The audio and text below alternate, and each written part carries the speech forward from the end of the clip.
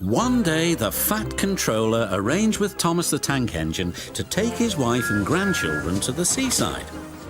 The sun shone and everywhere looked splendid. But Lady Hat was feeling hot and tired. She took her troubles out on Annie and Clarabel.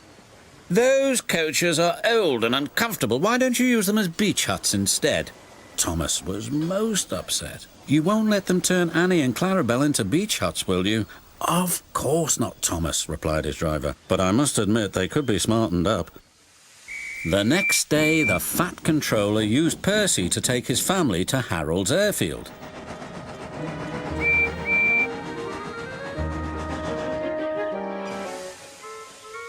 They were just about to board Harold when it happened.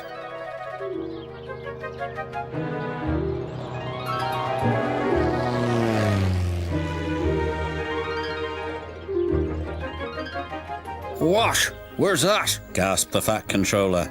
"That's Tiger Moth," grumbled Harold. "It's rude and flies much too low." "So I can see. Please take us up, Harold, before there's another disturbance." A few days later, Harold arrived at their holiday home with bad news. "It's Tiger Moth," said Harold's pilot. "It's gone missing. Do you wish to join the search with us?" "I think I'd better."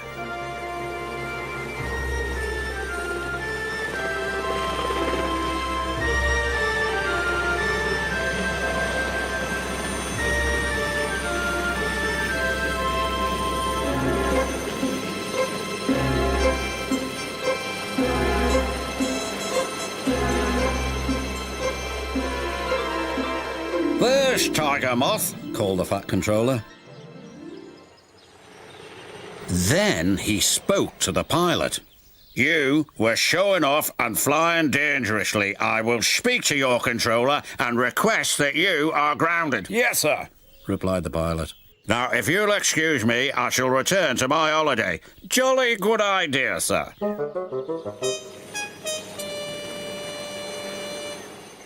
The Fat Controller had arranged to meet up with Toby and Henrietta to take them somewhere special.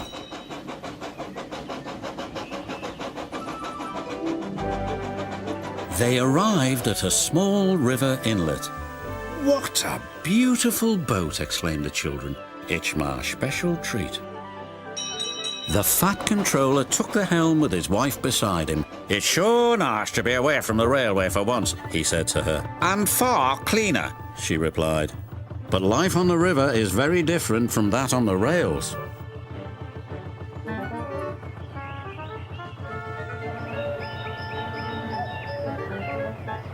The family were enjoying themselves so much that they forgot to watch where they were going.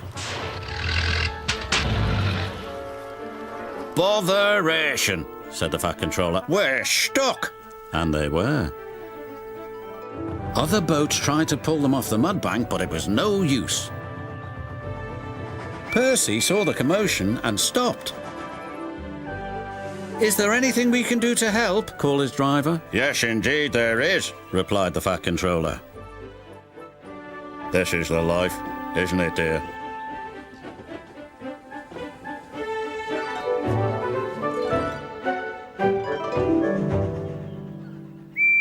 Soon they arrived at a small station. There was Thomas with Annie and Clarabel, who were looking as smart as their new paint inside and out. "My!" exclaimed Lady Hat. "What splendid coaches! So much more suitable than those old beach huts on wheels." No one said a word. But that evening, Annie and Clarabel spoke to Thomas. "It's very nice to get compliments, but no matter what we look like, we'll always be useful, won't we, Thomas?" "Of course," their friend replied.